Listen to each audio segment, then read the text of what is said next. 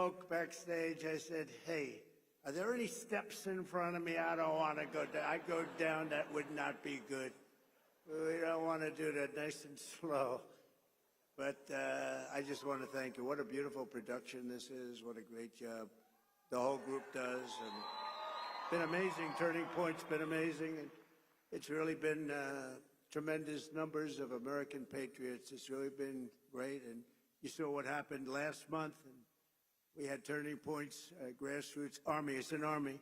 They turned out to vote, and they voted in record numbers, and everybody else voted in record numbers, too, I have to tell you. And we did something that was really epic. We won a battle that a lot of people thought was very hard to win, you know, too big to rig. Remember what I said, too big to rig? We make it too big to rig, we're going to win. And it really was one of the great political victories in the history of our country, and that's good. They said one of the very big radical left newspapers said the most consequential election in the last 129 years. And I said, couldn't they have made it a little bit longer than that? You know, 129 years, but that's pretty good. But we won. Oh, it's so nice. We won the popular vote by a lot, by millions and millions. And I used to hear in the first one, we won and we did great. And they always would say, while he didn't win the popular vote, he won the electoral college. You know, they'd say that low. But we actually did very well then, but we did really well the second time. And this time, we said, to hell with it. We've got to just blow them away. And that's what we did. We blew them away. So we won all 7 swing states. Remember, they were saying, well, you know, we did very well in early voting, so we didn't have to win too much because we were way ahead. But they said, well, he only has to win 2, but we won all 7. Can you believe it, huh? We won all 7. And we carried the great state of Arizona, something not easy for a Republican to do, but it was easy for us to do. And we had more than a 6-point landslide. That's called the landslide here. And not only did we reclaim the White House, we also took back the U.S. Senate. And we won the largest popular vote majority for House Republicans in a presidential year since 1928. That's a pretty good thing. And I want to express my tremendous gratitude to Charlie Kirk. He's really an amazing guy. Amazing guy. And his whole staff for their relentless efforts to achieve this very historic victory. It's such a great honor. It's not my victory, it's your victory. It's a great honor. Man, we worked hard on this. We knew bad things happened in 2020. And if I didn't know that we won in 2020, I wouldn't have done this because it would have been like the ultimate poll, right? But we won by a lot. And this time we said, look, now we got to really win by, and we won by so much. They just, you know, they threw all their placards. They wanted to protest. They were all set. And at about 9 o'clock, they said, man, this guy's killing us. They threw the placards. They went home, and we had no riots. We had no anything. It was a beautiful thing to watch. They just said, we lost. And we want to try bringing everybody together. We're going to try. We're going to really give it a shot. The thing that brings people together is victory. It's winning. And we had that for much of my first year. We had the greatest economy in history in our first term. We can now call it a first term.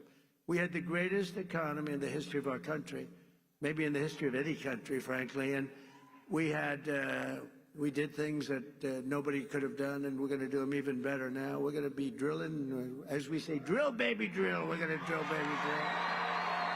But we're going to be doing a lot more than drilling.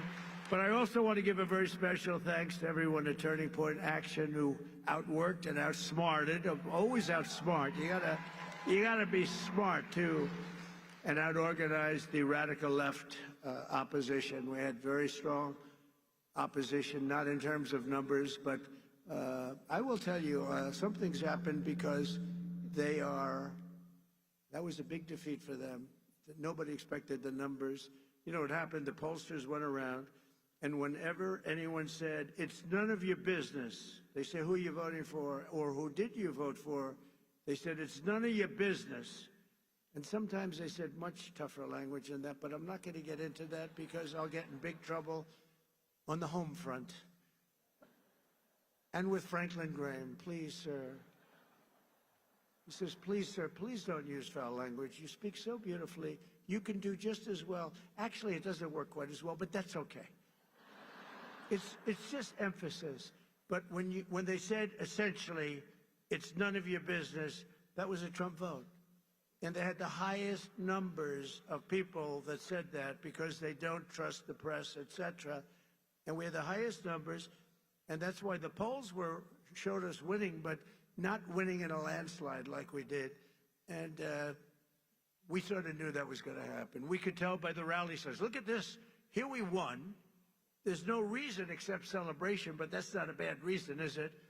And look at the crowd. They have 7,000 or 8,000 people standing outside. They can't get in. Would anybody like to give up their seat, please?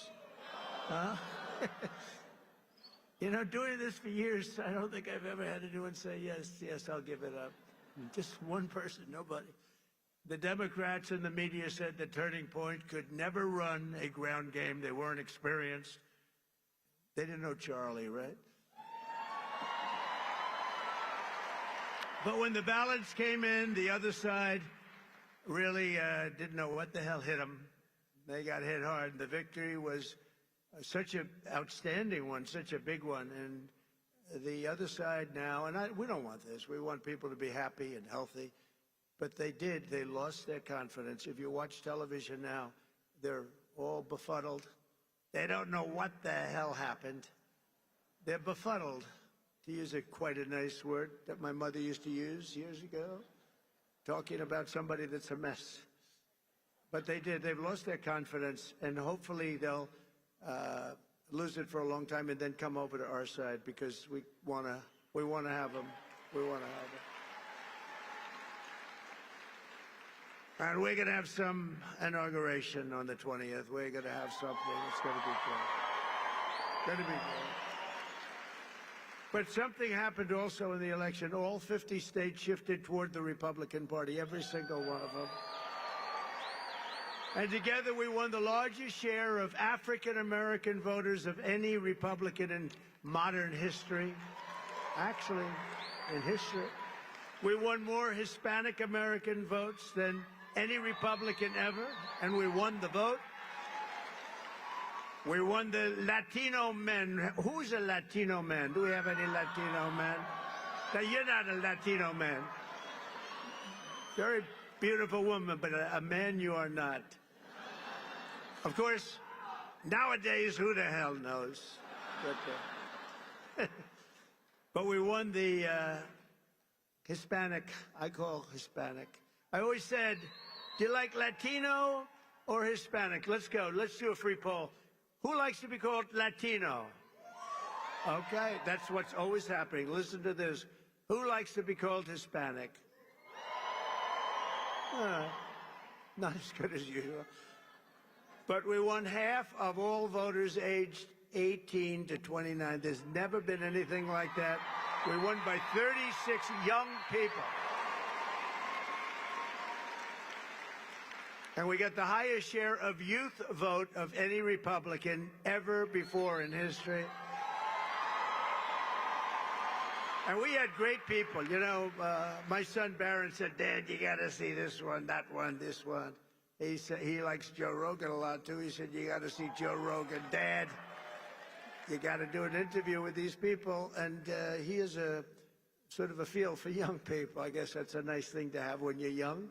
But he has a feel for it, and it was amazing. So we got the highest vote ever for a Republican candidate. We won by 36 points with young people. That never happens. A Republican loses by 36 or 40. So I'm going to have to start thinking about TikTok. I think we're going to have to start thinking. Because, you know, we did go on TikTok, and we had a great response. We had billions of views, billions and billions of views. They brought me a chart, and it was a record, and it was so beautiful to see. And as I looked at it, I said, maybe we got to keep this sucker around a little while. You know, who wants Oh, look, I see Sheriff Joe. Sheriff Joe, could we use you on the border? Stand up. Sheriff Joe. Look at that. He had no problems with the border. You could straighten your border out in 2 minutes. We'll put Sheriff Joe over there. And and you're looking good, Joe. You're looking good. And we miss your wife, right? Your great wife. She's up there proud as hell of you.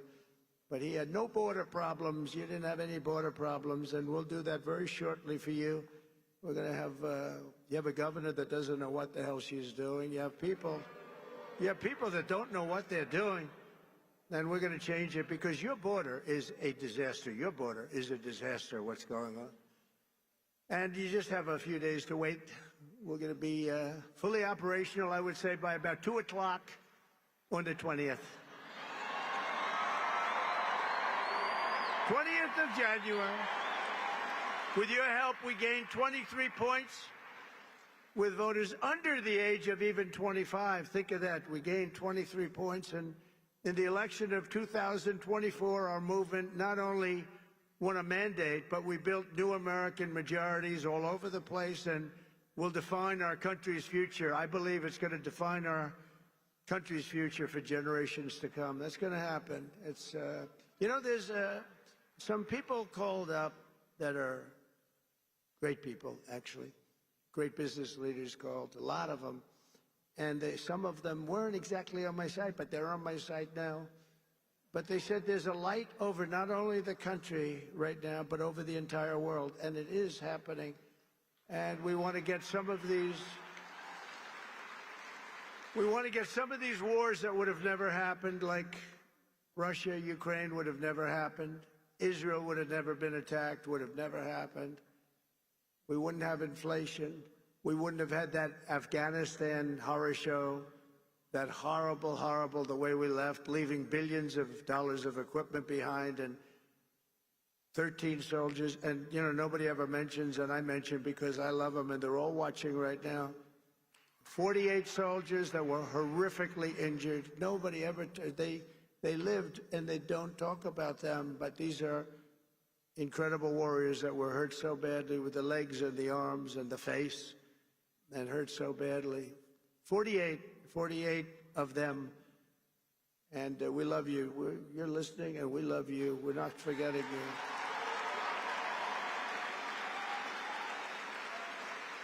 And for all of us standing before you today, I can proudly proclaim that the golden age of America is upon us.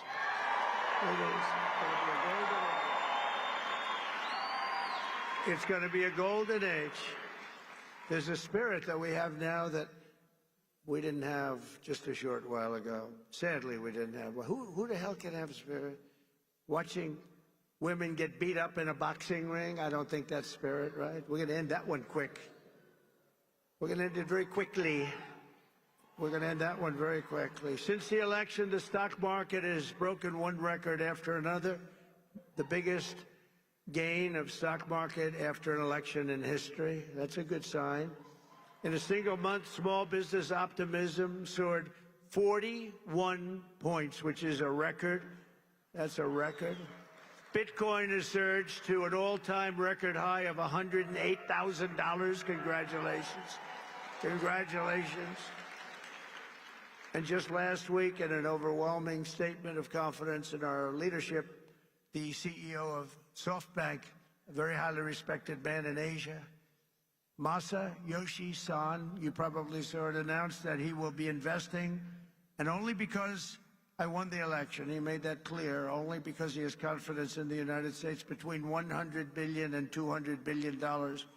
And he's going to be investing. It's equal to about 100,000 jobs at least. And all over the world, people are investing now. They're starting the investments, and it's going to be a beautiful thing with the jobs. But they're calling it the Trump effect because even before taking office, we're already bringing in the jobs and opportunity and safety and common sense back to the USA. We're bringing common sense back. Maybe that's the most important thing. I think common sense is the most important thing, but not only are we seeing it at home, but we're seeing it abroad as well. The European Union is suddenly talking about buying vast quantities of natural American beautiful natural gas is beautiful, and it's very inexpensive. It's a lot less expensive than windmills all over the place. A lot less expensive. But I've informed Mexico and Canada that they will have to step up and stop the illegal aliens and illegal drugs from pouring into our country. Have to stop. And that goes for the European Union, and it goes for many other places. European Union's treated us very, very badly. We have hundreds of billions of dollars with deficits. They don't take our cars.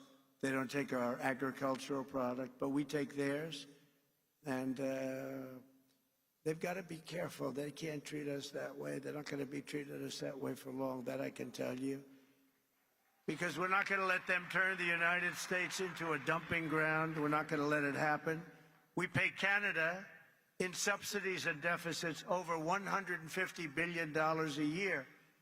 And you say, why are we doing that? Why are we paying Canada $150 billion? Essentially, we're paying Canada, and we love Canada. I have so many friends. I love Canada. I love it. But why are we spending $150 billion on Canada? Yet Canada allows people and drugs to flood in through our northern border. You know, we have a northern border that's not doing so well either. Likewise, people are coming in from Mexico in numbers that have never, ever been seen before. We had 21 million people come in over the past 4 years. Think of that, 21 million people. And you see a lot of these people should not be here. They come from mental institutions and prisons from all over the world, not just South America. Hundreds of thousands more are racing to get across before January 20th. You got to see it. And I was very strong with Mexico. I spoke to the new president, who was lovely, wonderful woman, and President Sheinbaum, wonderful woman, actually. But I said, you can't do this to our country. We're not going to take it anymore. You can't do it. But I've informed Mexico that it just cannot continue. We're not going to let it continue. The United States has lost 300,000 people a year. Think of that. I don't know. I mean, how many people, everybody you meet said, I lost my daughter, I lost my son to drugs, to fentanyl, mostly to fentanyl, but to drugs. Families are being destroyed, and we're going to stop it. We're not going to let that happen. And we're also going to be doing something that's, I think, going to help a lot. We're going to do very big advertising campaigns, just like a campaign for running for president. We spend a lot of money, but it'll be a very small amount of money relatively. We're going to advertise how bad drugs are for you, how bad they are. They ruin your look, they ruin your face, they ruin your skin, and ruin your teeth. If you want to have horrible teeth, take a lot of fentanyl. If you want to have skin that looks so terrible, take fentanyl. We're going to show what these drugs are doing to you. Nobody's done that before, and we're going to do it. And that is, it's going to be like running a political campaign, just like running for president, just like we just did. We had some pretty good ads, right? We explained what these people have done, how they're destroying our country. I mean, who would let millions of people pour in from prisons and jails and mental institutions, and I always say insane asylums? You know, the press gave me a hard time because sometimes I'd use a name, Hannibal Lecter. They said, why does he mention Hannibal Lecter? That has nothing to do with it. Why would he? I mean, are they stupid? The fact is that we don't want Hannibal Lecter. You know what that is? Silence of the Lambs. We don't want Hannibal Lecter, Dr. Hannibal Lecter in our country, do we, huh? And you know what happened when they went to the voting booth? Or, unfortunately, they signed their mail-in ballot, but we got by it. We got to change all of that stuff. We got to have great, fair, confident elections. But when they went into the booth or they signed their ballot, they said, Hannibal Lecter, that's a bad guy. We don't want him here. They knew that. They didn't like that. They didn't like that I used them because it's a very good example. It's like incredible what they do. We need borders, we need fair elections, and we need a free and fair press. And we're going to try getting all of them. As another example of the things we're doing and looking at, it's such a terrible thing is happening. The Panama Canal is considered a vital national asset for the United States of America due to its critical role, American economy, the whole world economy, and also national security. The Panama Canal. Has anyone ever heard of the Panama Canal? Huh? Because we're being ripped off at the Panama Canal like we're being ripped off everywhere else. A secure, he just said take it back. That's a good idea. Where do you come from, sir? He doesn't come from Panama. Oh, yeah, good. A secure Panama Canal is crucial for U.S. commerce and rapid deployment of the Navy from the Atlantic all the way to the Pacific. It's an incredible thing, and drastically cut shipping times down to U.S. ports by days and even weeks. The United States is the #1 user of the Panama Canal, with over 72% of all transits heading to or from U.S. ports. Think of that. So we built it. We're the ones that use it. They gave it away. Considered one of the one of the great wonders of the world. The Panama Canal opened for business 110 years ago and was built at huge cost to the United States, and it really is big when you consider the lives and the treasure, the equivalent of $1.2 trillion today. You don't hear those numbers.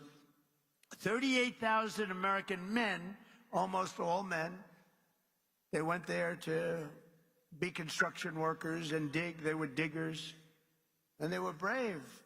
38,000 men died from infected mosquitoes in the jungles of Panama during the construction period. Think of that. We lost 38,000 men.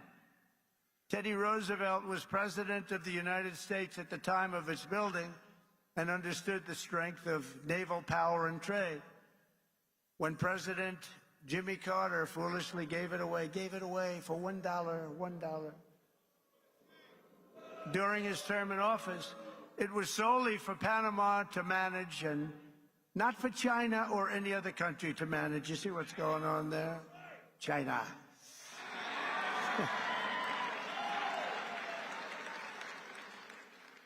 It was likewise not given for Panama to charge the United States, its Navy, and its corporations doing business within our country exorbitant prices and rates of passage, which they do. They charge us like it's a disgrace. Our Navy and Commerce have been treated in a very unfair and injudicious way. The fees being charged by Panama are ridiculous, highly unfair, especially knowing the extraordinary generosity that has been bestowed to Panama, I say very foolishly, by the United States. This complete ripoff of our country will immediately stop. It's going to stop. The United States has a big and vested interest in the secure, efficient, and reliable operation of the Panama Canal. And that was always understood when they gave it to Panama. Can you believe that? We would never have done it if we thought what's happening now can happen, and we would never, and we will never, ever let it fall into the wrong hands. But it's falling into the wrong hands. It was not given for the benefit of others by a token of cooperation, but it was given to Panama and to the people of Panama, but it has provisions. You got to treat us fairly, and they haven't treated us fairly. If the principles, both moral and legal, of this magnanimous gesture of giving are not followed, then we will demand that the Panama Canal be returned to the United States of America in full, quickly, and without question. I'm not going to stand for it. So to the officials of Panama, please be guided accordingly. William McKinley, the 25th President of the United States, was, because of the vast sums of money that he brought into our country, the person really who got us the money that President Theodore Roosevelt used to build the Panama Canal and a lot of other things. McKinley was a very good, maybe a great president. They took his name off Mount McKinley, right? That's what they do to people. Now, he was a great president, very good president at a minimum. He was a very good businessman. He was a businessman, then a governor, very successful businessman, and then he ran for president, and he won. And he was able to use business principles, and he was a strong believer in tariffs. And we were actually probably wealthiest of any time, relatively speaking, at any point in the history of our country. In the 1890s, we were so wealthy, we had commissions set up what to do with all the money that we were taking in. We had no income tax. We only had tariffs. I consider that to be the most beautiful word in the dictionary. But President McKinley was the president that was responsible for creating a vast sum of money in the United States that Teddy Roosevelt then spent. So let's say they were both excellent presidents, but McKinley did that, and that's one of the reasons that we're going to bring back the name of Mount McKinley, because I think he deserves it. I think he deserves it. There are lots of things we can name, but I think he deserves it. That was not very gracious to somebody that did a good job. And as you know, he was assassinated. He was assassinated. We have accomplished so much in just 47 days since the election, but that's only the beginning of what we will achieve together as the 47th President of the United States of America. Over the past few weeks, I've nominated an all-star cabinet of some of the most fearless, determined, and brilliant individuals ever to step forward for public office. And we're getting great reviews, I have to say, and they're all doing well. But we're getting fantastic reviews on the people that we chose. It's we chose, because I wouldn't choose them if I didn't think you liked them. I don't have that kind of courage. You like every one of them, and everybody. I mean, people are amazed at the quality. Our Secretary Scott of the Treasury is central casting, the whole group. But to get wokeness out of our military and restore the unquestioned strength and fighting spirit of the American Armed Forces, I have appointed Pete Hegseth to be our next Secretary of Defense. He's going to be great. You know, I've interviewed with him a lot on Fox, and all he ever wanted to talk about was the military, including when we were on. He'd talk about the military. He'd talk about how unfairly our soldiers were treated. Can I give a pardon to this one or that one who was treated so unfairly? They teach them to be fighting machines, and then when they fight, they want to put them in jail for 35 years. And he was very strong on that. That's all he wanted to talk about, really, and it just seemed so natural to me. Plus, he had a great education, went to Princeton and Harvard, was a tremendous student, and he's a very vibrant, strong guy.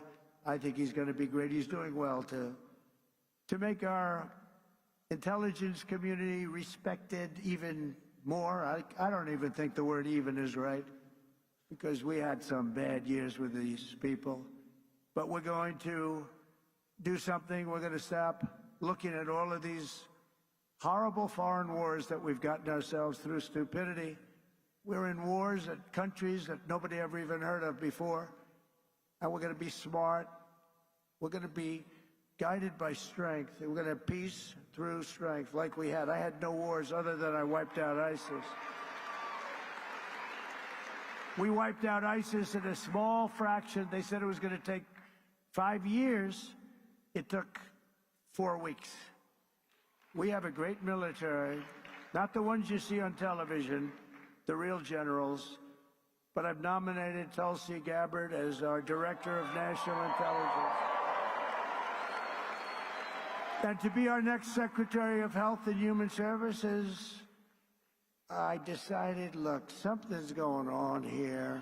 When you look at, like, autism from 25 years ago, and you look at it now, something's going on, and I nominated Robert F. Kennedy, Jr.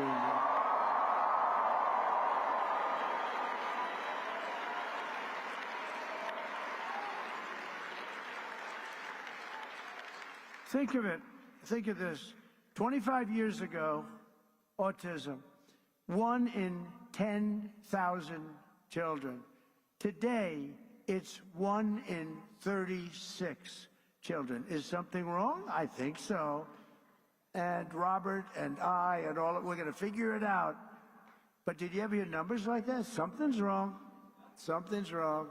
Likewise, there's been a 25% increase in childhood cancer and a staggering increase in chronic diseases. So together we're going to make America healthy again. We're going to make America healthy again. Something's happening. Something bad is happening. And to end the weaponization of law enforcement and restore fair, equal, and impartial justice, we will have an outstanding new Attorney General in Pam Bondi. She's fantastic. She is fantastic. Known her a long time. And I'm very pleased to report that Christopher Wray is on his way out. He's resigned. And he will soon be replaced by our next FBI director, somebody who I think is going to be one of the greatest, maybe the greatest director of them all, Kash Patel.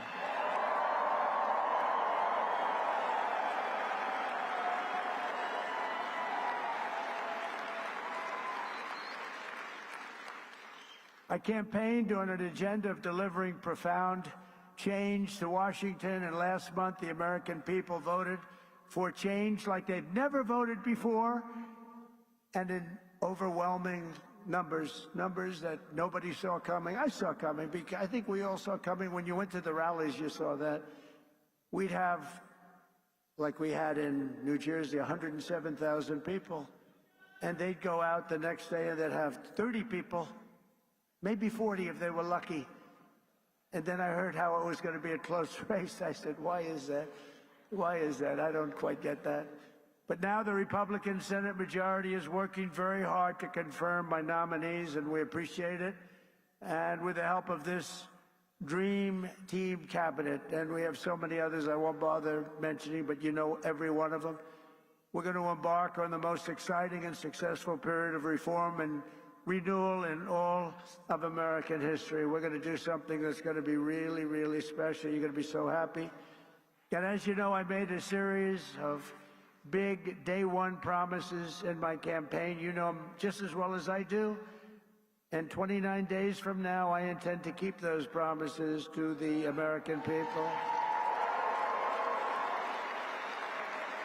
And just as we did 4 years ago, my administration will live by the motto, promises made, promises kept. We did keep our promises.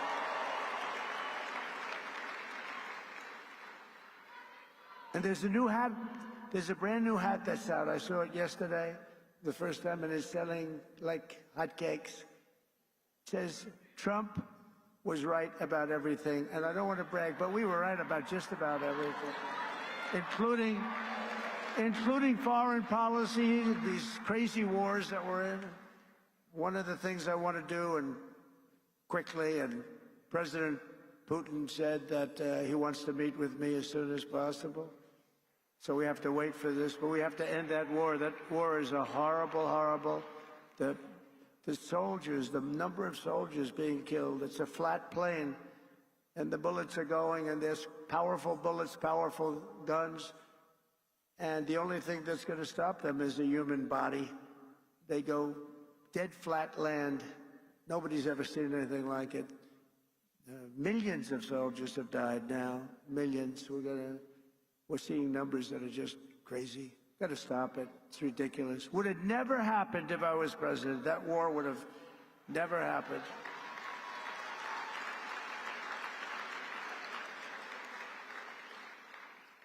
And October 7th, Israel would have never happened either. So much, our country would be so different and the world would be so different. But it's not.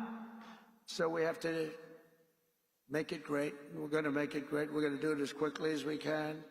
On my first day back in the Oval Office, I will sign a historic slate of executive orders to close our border to illegal aliens and stop the invasion of our country.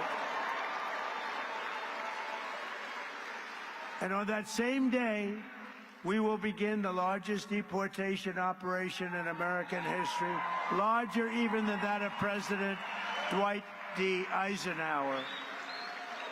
And as part of Operation Aurora, you know all about Aurora, how horrible that's been. Every single foreign gang and illegal alien member, all of this criminal network operating on American soil will be dismantled, deported, and destroyed. Going to get them out. Think of it. They sent their gang members to us. Busload after busload. We had an open border. They're gang members, they're drug dealers, they're drug addicts. People that were sick, people that were healthy and strong. What the hell was that? You get the little yips up here every once in a while. I wonder why. That was a strange sound. I've heard some very strange sounds. Every foreign gang member will be expelled, and I will immediately designate the cartels as foreign terrorist organizations. We're going to do it immediately. And we'll unleash the full power of federal law enforcement, ICE, Border Patrol. How good is, by the way, how good is Tom Homan, right?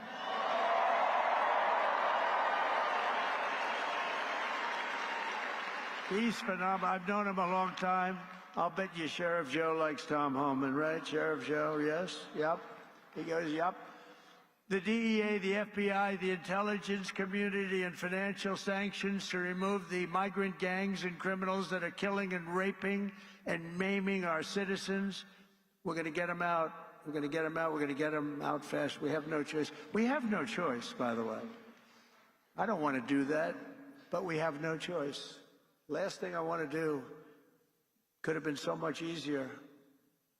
The election wasn't rigged. It would have been a much different thing. But this will show something. This is going to show how we do it and how good we are. You know, we showed how the opposite philosophy runs a country, and it wasn't good. They had an approval rating today of 14%. Nobody's ever had an approval rating of 14. That's the lowest approval rating. And we're going to have a very high, in fact, we already have a very high approval rating. We're way up, way, way, way up, higher than almost anybody, higher than anybody as of this morning. We will end the occupation, and January 20th will truly be Liberation Day in America. Is that okay? Liberation Day. And this great liberation will be in honor of all of the victims of migrant crime and all of the angel moms and angel dads who have lost their really incredible kids that, you know, they're going around for years and years. And I talk to them all the time. I know so many of them. And many of them are here. And we can just say, we love you, we're with you. They had so little help from the politicians on the other side. We're joined today by Patty Morin, the mother of Rachel Morin, who you know all about, a beautiful mother of 5 who was murdered by an illegal alien monster who entered our country under the open border policies of the Biden administration. Your borders are always not too good. Your borders are, that was not Tom Homan, I can tell you. But Patty, those days are over, and they will soon be over. I hope we're just not going to have, how can you say never again, but we're going to have as few as possible. It's going to be rough, and it's going to be rough on the ones that do that kind of damage to you and to our country. Where is Patty? Is she here someplace? I just want to thank her. Hi, Patty. Thank you very much. Thank you very much for being here. Appreciate it. Thank you, darling. Do you want to come up for a second, Patty? Huh? Do you want to come up? I had lunch with Patty, and she suffered greatly. I said, let me help you with your eyes, because I want to help her with her eyes. She has an eye situation that can be fixed with some medical help. Many of them can't be fixed. I said, Patty, get your eyes taken care of. I'll take care of it. Just get it done. I hope you got it done. Did you have them done yet? Did you have it done yet, Patty? That's great. Oh, you look good, Patty. Be careful.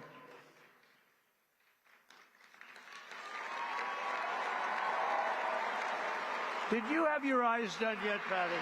You get them done, okay? January. Oh, good, good. She's going to get them done in January. Good. Thank you. Thank you. The first time I met President Trump in person, he invited us to lunch, my attorney and I. And to be honest, I didn't do anything. I just sat there. I didn't really speak because I wanted to watch the man and listen to what he had to say and what his conversation was like, because I knew he wasn't a politician, but I knew that he had been president before, and I wanted to see if he was a real, authentic man who actually cared for the American people. And so I watched him. I watched how he interacted. I also watched how much his staff really respected him and how much his staff loved working for him. But the thing that changed the way that I looked at him as a person was I realized that he was a dad, that he was a grandfather, and when you spoke to him, you could see in his eyes that he genuinely cared about his fellow human being. But the thing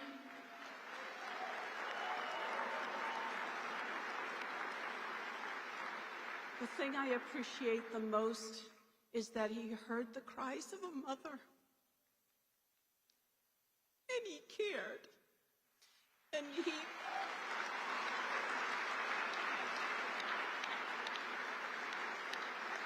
made a promise that he was going to protect us and that he was going to help us. And that's all you can ask from your president, but also just from a fellow human being. And so I personally, I am so honored to know this man and to think of you as a friend.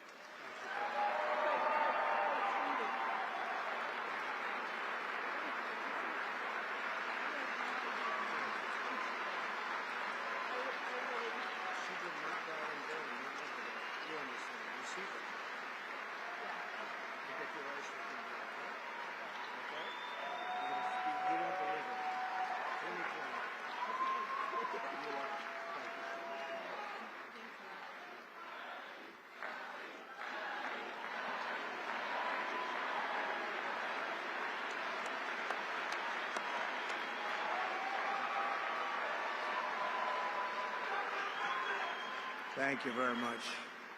She's been through hell. Who wouldn't be? I mean, so many people, so many, I call them angel moms, and they go through hell. And many of them say it doesn't get any better, but we have to hope it does get better. Also with us is a very special guy, the president of the National Border Patrol Council, Paul Perez. He's incredible. He's doing a fantastic job, and he wants to do the job right. Hey, Paul, come on up here, Paul, quickly. Paul, in 1 month, the Patriots of Border Patrol will once again have a president who will back you and will have you, and we're going to work together as we have done in the past. You know, we had the safest border in the history of our country, and you remember the famous sign that I pulled down. That sign was about how good the border was. I haven't used that sign much lately. Well, we won, so I guess I don't have to use it, but we really do have to use it, because the fact is that we have to have strong, safe borders, and we have to have men like this and women who are doing an unbelievable job. I've gotten to know a lot of them. I'll tell you what, they're tougher than I am. I don't want to mess with them, right? But this man has done as the head, and also replacing a very good guy. We know that, right? And he's going to have a good life. I hope he's going to, because he was a very special guy, and you're a very special guy. Say a few words, please, Paul. I mean, we're back. America is back. The strength and security that Donald Trump brings to the White House is what we've needed. He's done it before. He's going to do it again. We're going to make all of these communities safe. And like Tom Homan said, if you're not going to help, get the hell out of the way. Donald Trump is by far the best president in the history of this country, and he's going to show everybody exactly why. Thank you.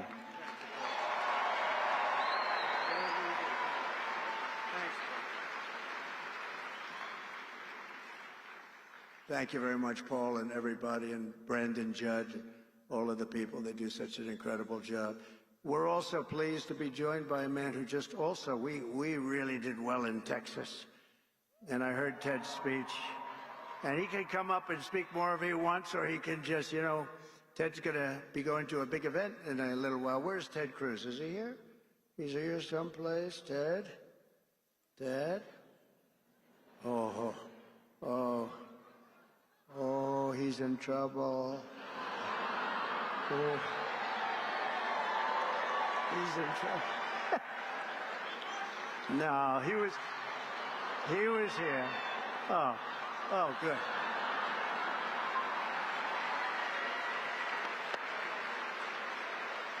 He's not in trouble.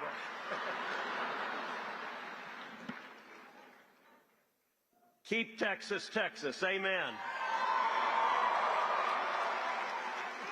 And I've got to say, this election has given President Donald J. Trump, a Republican Senate and a Republican House, a clear mandate to deliver on our promises.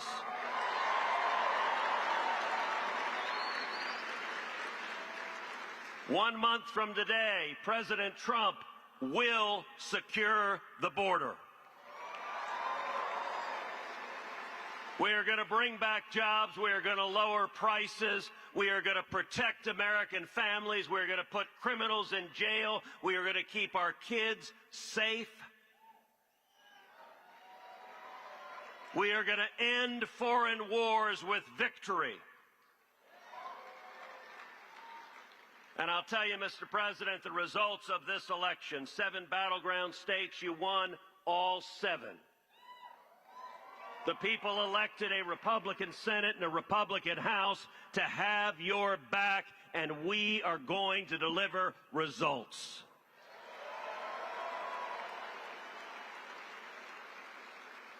And if I can speak parochially for a minute, one of the most consequential things that happened in this race in Texas, you won profoundly in Texas, and both you and I won a majority of Hispanic votes in the great state of Texas.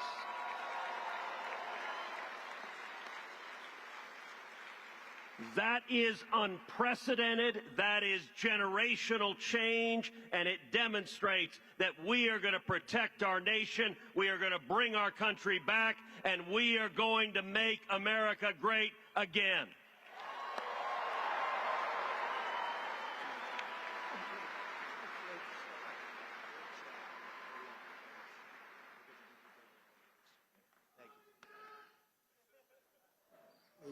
He's actually a great guy. Was really out there working very. Oh, I'm so glad he was here. Oh,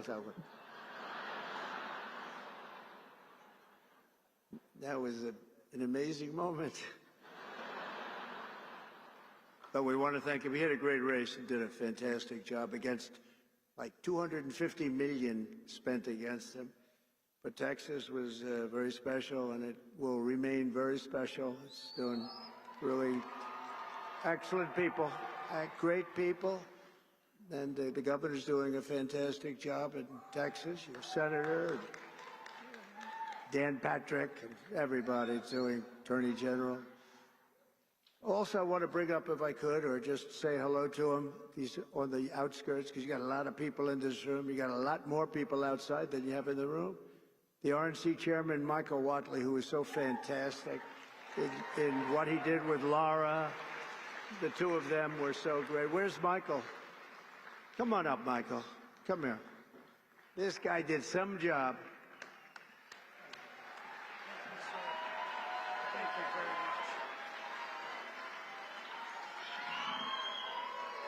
much. It takes three things to win in a battleground state. Number one, you got to get out the vote.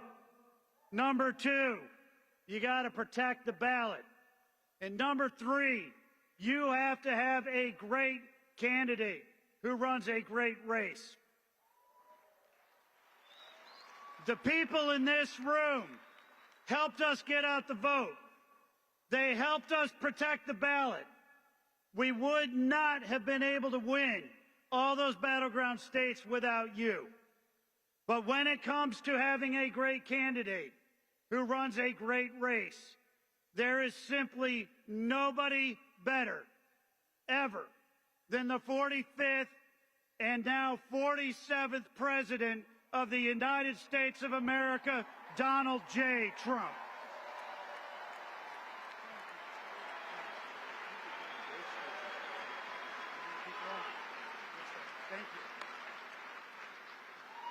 Thank you very much. He really has, and Laura have done an incredible job. What a pleasure. They were fighting. They had so many lawyers. They were fighting the enemy like you wouldn't believe. I mentioned Tom Homan, but special, he's going to do so well. And a friend of mine who I haven't seen in a little while, Matt Gaetz, is here. Where's Matt? He's around here someplace. Matt Gaetz, who's got a big career set up. And just want to say hello to Matt. And Arizona GOP Chair Gina Swoboda. Wow, she is very, Gina, where's Gina? Because we're going to be backing Gina to run again. There she is, Gina. Gina, are you going to run again? Yes?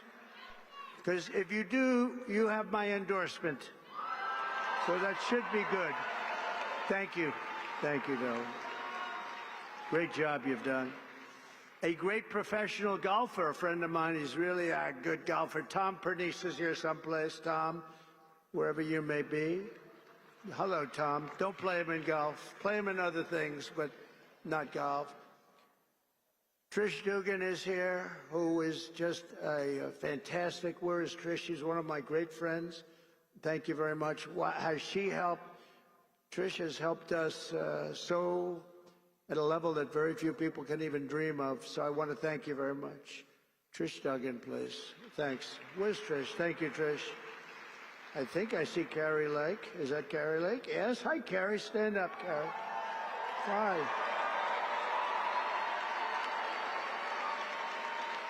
Hi. Good job. Worked hard. She's a good woman, and she's going to be doing something very big, maybe bigger. It's a big one that you have, so good luck with it. You're going to do well. Going to turn that around like nobody ever saw before, so thank you very much for accepting it. Sergio Gore, a friend of mine who's doing a fabulous job leading the presidential personnel. He's really working hard. Where's Sergio? He's around here someplace. Sergio, where is he? Hi, Sergio. Good job you're doing. We have some big announcements over the next few days, too, big ones. A great actor has been with us for a long time when it wasn't fashionable. Rob Schneider. Rob.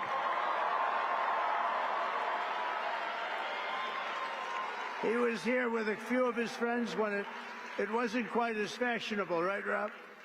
But you were here. Thank you very much. Great job you're doing, too. Karen Robeson. Where is Karen? Karen is here, and I hear, running for governor. She's going to be running for governor. Where's Karen? Hi, Karen. Hello, Karen. Are you running for governor? I think so, Karen, because if you do, you're going to have my support, okay? You're going to have my support. A man that is very non-controversial, very unique. He really is a unique person, but he doesn't like controversy. His name is Steve Bannon. Has anyone ever heard of him? Where's Steve? Hello. Hi, Steve.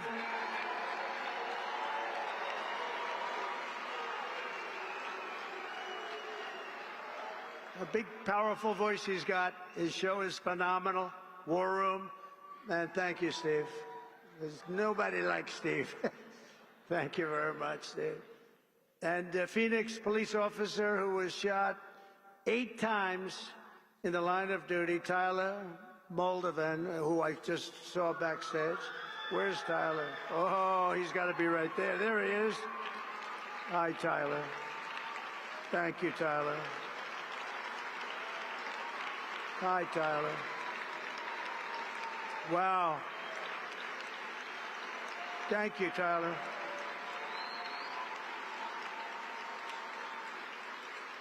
Eight times. Can you believe that? Think of that. 8 times, and he's looking great. Thank you very much, and to your family, beautiful wife. With the stroke of my pen on day 1, we're going to stop the transgender lunacy.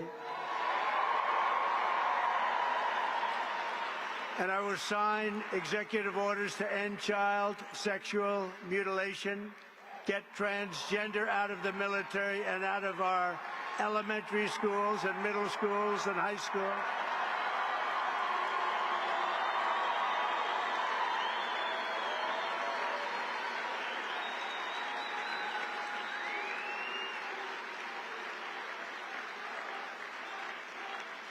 And we will keep men out of women's sports.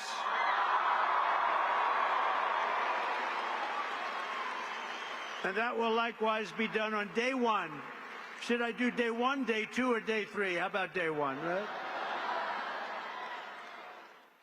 Under the Trump administration, it will be the official policy of the United States government that there are only 2 genders, male and female.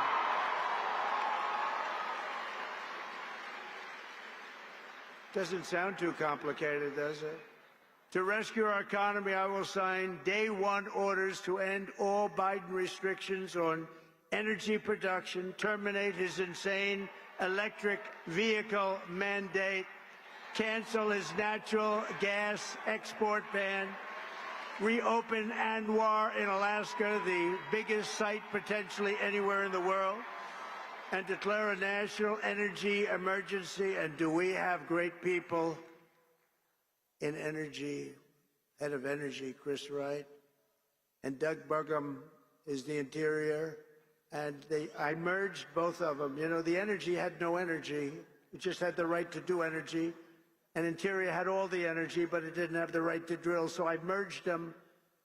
And they're great friends. They're both very talented people.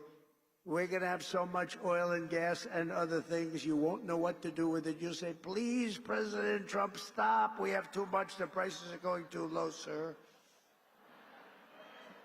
Remember, we were $1.84 a gallon gasoline. Wouldn't that be nice? I will direct every cabinet secretary to cut 10 old regulations for every new regulation, which I did last time. We'll be getting rid of a lot of... Last term, for me, we did something special. We cut more regulations by 4 times than any other president in history, and we're going to top that record. Some of those ridiculous regulations were immediately put back on, and they were just hurting our country. That's why we had the best job numbers ever, because of what we did with regulation. You know, we cut taxes more than any president in history, and we cut regulations more than any president in history. And when I asked the people that run the big companies, which is more important, cutting the taxes or cutting the regulations, every single one of them so far has said the regulations were more important for jobs and everything else. Who would think that? But I will order federal workers to get back to the office in person or be terminated from the job immediately. And we will create the new Department of Government Efficiency headed by Elon Musk.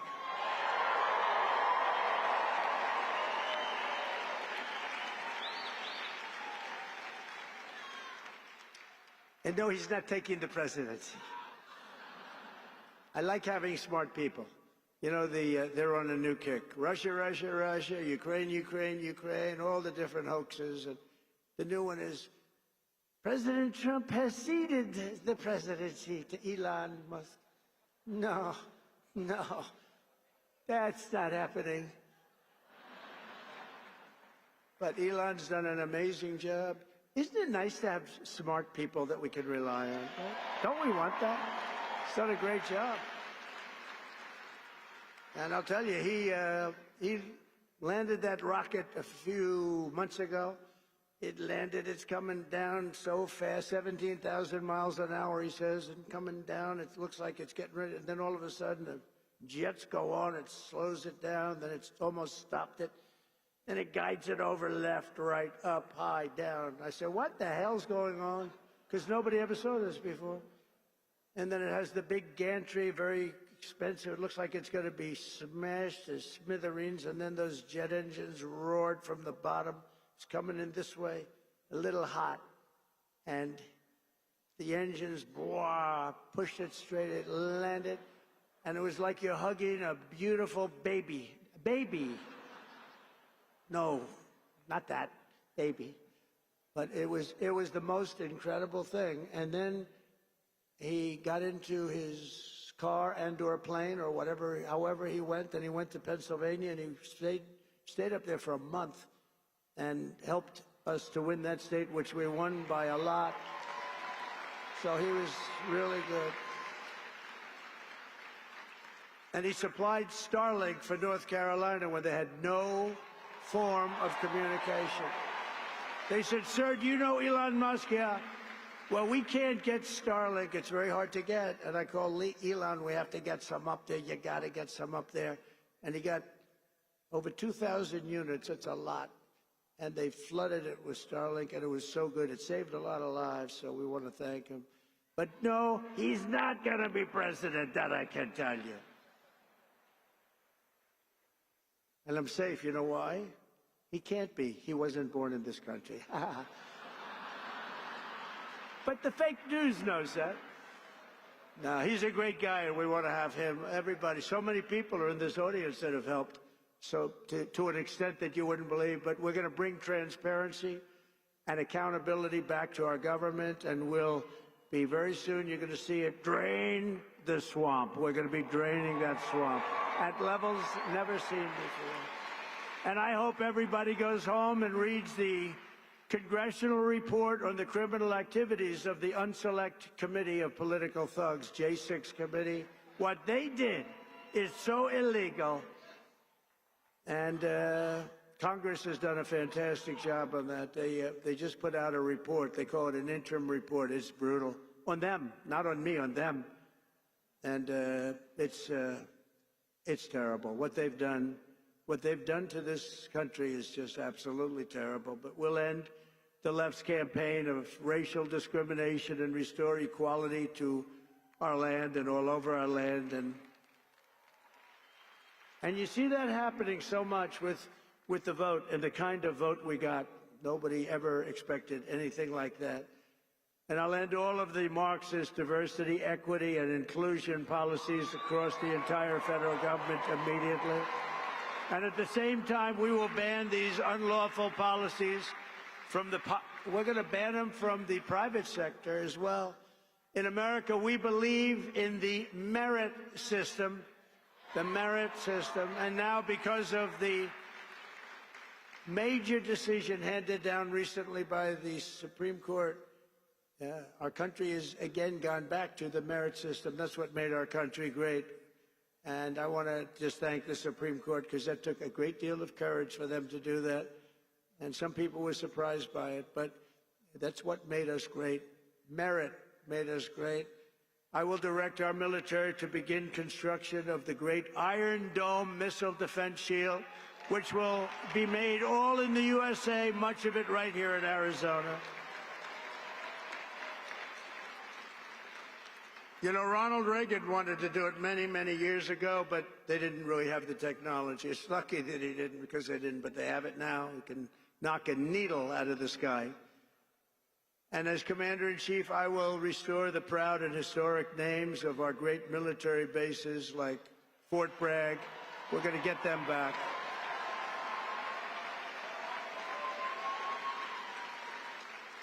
And woke has to stop, because along with everything else, it's destroying our country. We're going to stop woke. Woke is bullshit.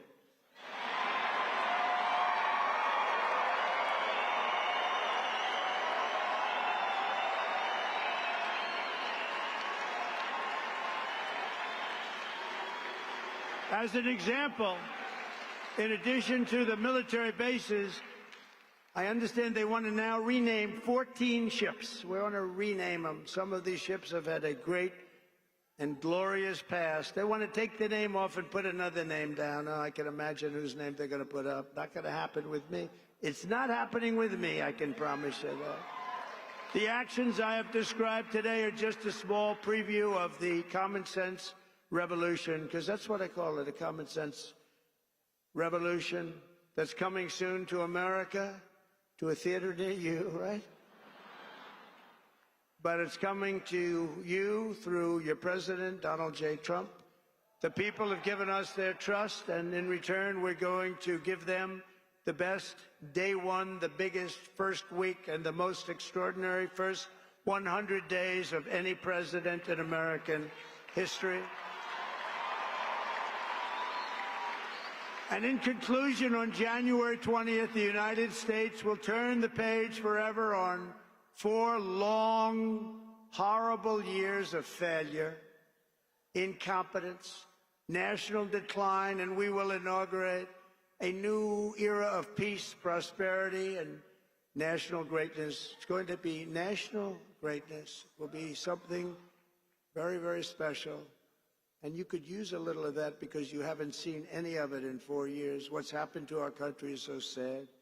We're going to cut your taxes, end inflation, slash your prices, raise your wages, and bring thousands of factories roaring back to America and right back here to Arizona. Because when I agreed to do this, and I had to do it for Charlie, because he's special, but I said, Charlie, I'll do it, but this has to be also a real tribute to Arizona, because they gave us such a big win. And I said, I'll get in my plane at 4:45 in the morning, and I'll fly here, but we have to really acknowledge and take care of the people of Arizona, because you were fantastic. And I just want to thank you for that big win. Not an easy win. And we're going to build American, we're going to buy American, and we will hire American. I will end the war in Ukraine. I will stop the chaos in the Middle East, and I will prevent, I promise, World War III. And we're very close to World War III. We will crush violent crime. We're going to stop violent crime. We're going to have to be tough. Please get ready. You're going to have to be tough. We can't let this happen. Our cities are crumbling. And give our police the support, protection, resources, and respect they so dearly deserve. And I rebuilt our entire military at a level that it had never been. Unfortunately, we gave a big chunk of it to Afghanistan. You believe that one? What a terrible thing. But we will again rebuild those sections of our military that have been so badly hurt. Plus, we give so much of it away. You know, when I came in the last time, we had no ammunition. Can you believe it? I was greeted with a general, sir, we're very low, almost no ammunition. I said, keep it quiet. Let's not let the enemy know that. That doesn't sound too good. Steve Bannon would say that's not a good thing. No ammunition is not good, right, Steve? And I built so much ammunition so fast. Nobody's ever seen anything like it. We give a lot of our ammunition away, as you know. And we have to take care of ourselves. We have to protect ourselves. And we have to make our country great. We just can't keep doing what we're doing. Especially when these wars never had to start. They never had to start. We will rebuild our once great cities, including our capital in Washington, D.C., making them safe, clean, and beautiful again, and we'll do it quickly. We'll teach our children to love our country, to honor our history, and to always respect our great American flag. We will get critical race theory and transgender insanity the hell out of our schools, and we're going to get it out of our schools very fast. I will defend religious liberty, I will restore free speech, and I will defend the right to keep and bear arms. And after years of building up foreign nations, defending foreign borders, and protecting foreign lands, we are finally going to build up our country, defend our borders, and protect our citizens. We're going to protect our citizens. And we will stop illegal immigration once and for all. It's going to stop. You're not going to have an invasion of our country any longer. That will stop in just a few very short weeks. We will not be occupied. We will not be overrun. We will not be conquered. We will be a free and proud nation again, a nation led by competent people, a nation that we can be proud of. We're going to be so proud of our nation. We already are. It's already happened. Remember what I said. There's new light all over the world, not just here. All over the world, everyone will prosper. Every family will thrive. And every day will be filled with opportunity and hope. And will be filled with a thing called the American dream. You can have the American dream back. For the past 9 years, you and I fought side by side against the most sinister and corrupt forces on earth. And in our magnificent victory on November 5th, you showed them once and for all that this nation does not belong to them. This nation belongs to you. That's what happened. It was hardworking patriots like you who built this country. And in 2024, it was hardworking patriots like you who turned out and voted and saved our country. That's what happened. After all we have been through together, we now stand on the verge of the 4 greatest years in American history. We're going to make these the 4 greatest years in the history of our country. With your help, we will restore America's promise. We will rebuild the nation that we love, and we will do it very, very fast. That's what we want. We are one people, one family, and one glorious nation under God. We will never give in. We will never give up. We will never back down, and we will never, ever, ever, ever surrender. Together we will fight, fight, fight, and we will win, win, win. We're going to win a lot. And together we will make America powerful again. We will make America wealthy again. We will make America healthy again. We will make America strong again. We will make America proud again. We will make America safe again. And we will make America great again. Thank you very much, and thank you, Arizona. Happy New Year. Merry Christmas.